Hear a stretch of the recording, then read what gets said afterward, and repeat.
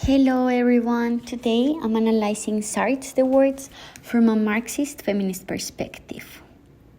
I developed my research posture in thesis, literature review, Marxist approach, feminist approach, Marxist feminist approach, psychoanalytical interconnection, and conclusion. My thesis is the analysis Jean-Paul Sartre presents in his autobiography, The Words, where he studies the influence external factors, class privilege, friends, and family have over his beliefs and intellectual strength, especially in the way he perceives and appreciates women. His autobiography, The Words, can be analyzed from a Marxist feminist perspective that intertwines the concepts of performative identity and reproductive labor through the analysis of Louis Althusser's conscious and unconscious ideological apparatuses. This is because the 20th century faced the highest levels of deprived human rights violations, which also increased the rates of inequality in classes as well as genders, as it can be perceived in Jean-Paul Sartre as a person of this century.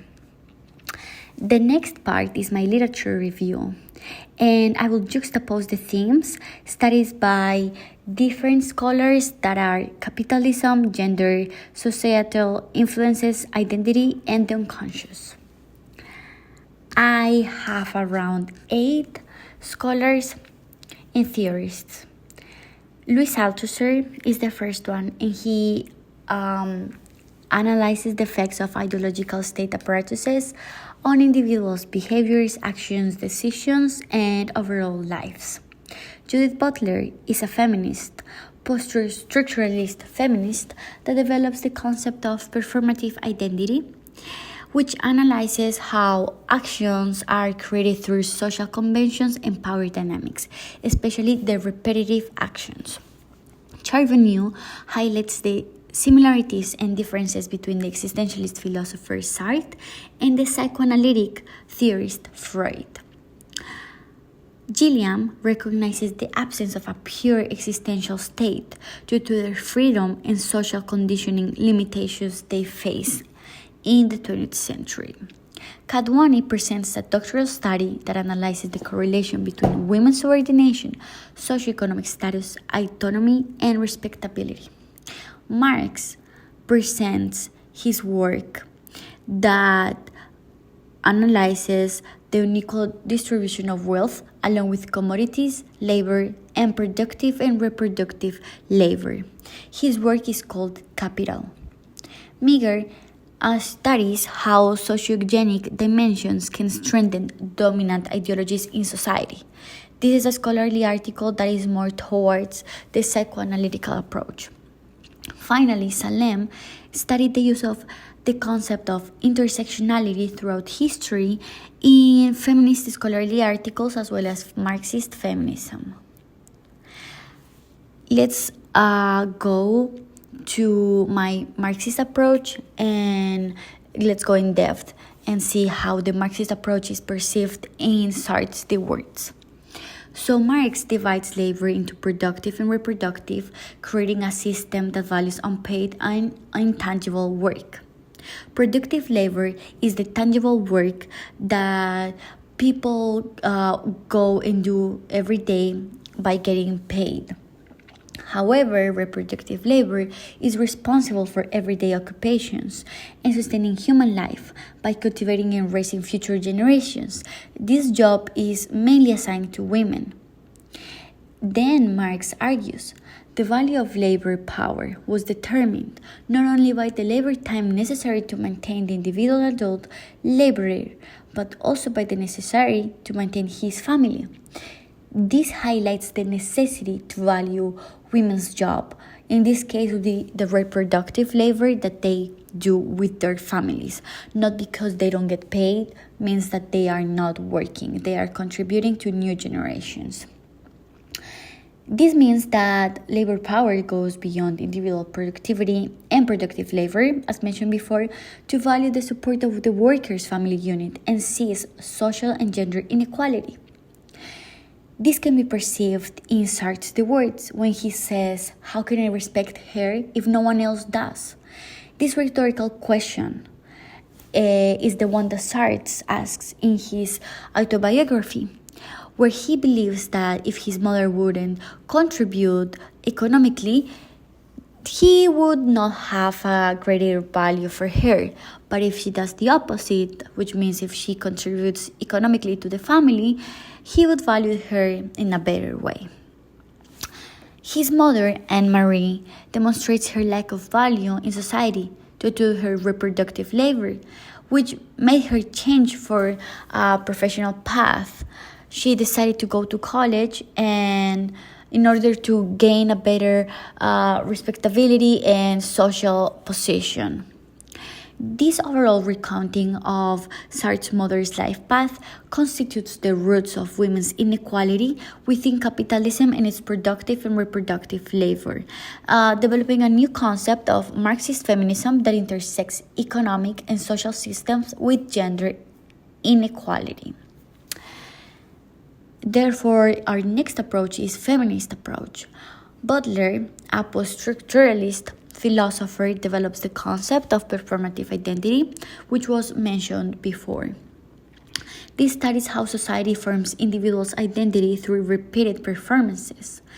She says, does being female constitute a natural fact or a cultural performance, or is naturalness constituted through discursively constrained performative acts that produce the body through and within the categories of sex? This proposition emphasizes the questions of how cultural performance has become natural because of the constant repetition of actions and words influenced by powerful and patriarchal societies, like the one of the 20th century.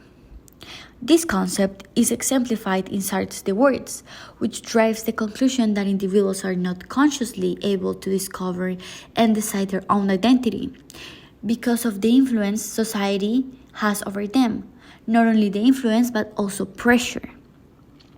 Sartre displays the role of his parents, depicting how genders are not allowed to behave freely without experiencing any social pressure, or how women were less valued in society, demonstrating again patriarchal and misogynistic behaviors of the 20th century. Sartre expresses, following her mother's examples, my mother preferred duty to pleasure. This is a simile that shows the system's intent to maintain a conservative idea of what men and women are expected to be. In this specific statement, Sartre compares his parents' behavior with previous generation and the French 20th century, which proves the point of Butler and her concept of performative identity. This drives to the conclusion that there is an interconnection between the Marxist and feminist approach, which develops the concept of Marxist feminism. Therefore, the question is, do patriarchal and misogynistic societies originate because of capitalism and the repetition of women's actions within the reproductive labor, or because of cultural and historical norms that existed before capitalism that normalize the marginalization of the feminine sex? This rhetorical question brings an understanding of how different ideologies can coexist and intertwine, resulting in similar struggles and outcomes. Powerless social classes experience exploitation within both labor and gender contexts. Therefore, it is pertinent to argue that women's oppression favors capitalism in multiple ways. For example, while women mostly perform reproductive labor, they spend more time on unpaid tasks, facing limitations on employment opportunities to contribute economically to their families, and enjoy more independence. Besides this, women are also expected to provide care and support to the proletariat that are mainly their husbands, who have been exploited within the productive labor. In this way, it can be said that women have the pressure to play the role of perfect mothers, wives, and even psychologists to prevent challenges against the capitalist system. These actions are primarily focused on men, causing women to be isolated from their independence, life, and empowerment. And therefore, this approach, the Marxist feminist approach, can be perceived and underscored in how women are abused by capitalists when needed, especially when facing economic crisis and thus requiring cheap labor, as after the Second World War. It can be perceived that Sartre's word choice is strong, especially with the terms that he uses, such as insolent, repudiation, and unstintingly, producing a negative perception of the societal expectations men and women had to meet to be accepted and recognized within their familiar lineage. Finally, the Marxist feminist approach can be interconnected with the psychoanalytical approach, specifically from Althusser's ideological apparatuses, to understand how the impact social factors and social pressures have on certain standards in a conscious or unconscious way. Since in the words Sartre describes the role of his family and society, it is pertinent to say that these factors, outside factors, are in strong juxtaposition with his beliefs and philosophical convictions. In this case, his existentialist philosophical convictions. Sartre consciously adopts many ideas from this ideological apparatus, from family and higher education, without questioning the negative repercussions of gender identity and thus misogyny. This is a hypothesis that can be intertwined with Butler's conceptions of performative identity. Because of the repetition of misogynistic actions in Sartre's surroundings, the actions and beliefs become natural and thus part of his unconscious. The second hypothesis is that the set of ideas and beliefs of individuals surrounding him unconsciously makes him a subject of the dominant social order. This is related to Freud's theory of how childhood experiences and family dynamics unconsciously influence and put pressure on people's actions. Therefore, being raised in a society where men are predominantly more valued and intellectually respected suggests that Sartre's misogynistic behaviors are largely unconscious due to a constant repetition and actions that are not perceived as negative. Now, our conclusion. It can be said that Sartre unconsciously possesses a strong influence from his grandfather.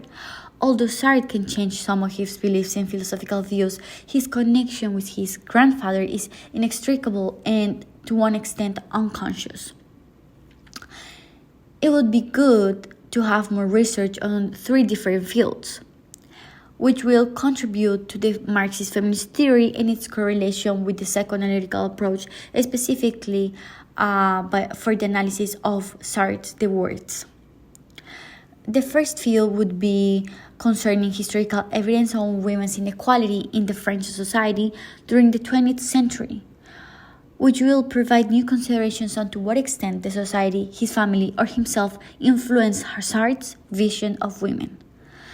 The second inquiry examines the study of social Darwinism and the belief that society should operate like a survival of the fittest competition, where only the strongest and most successful individuals should survive and thrive in life. This concept of social Darwinism should be studied within the capitalist and Marxist field, especially in the reproductive labor concept.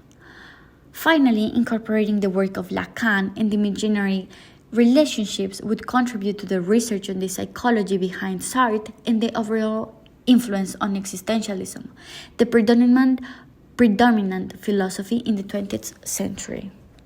Thank you.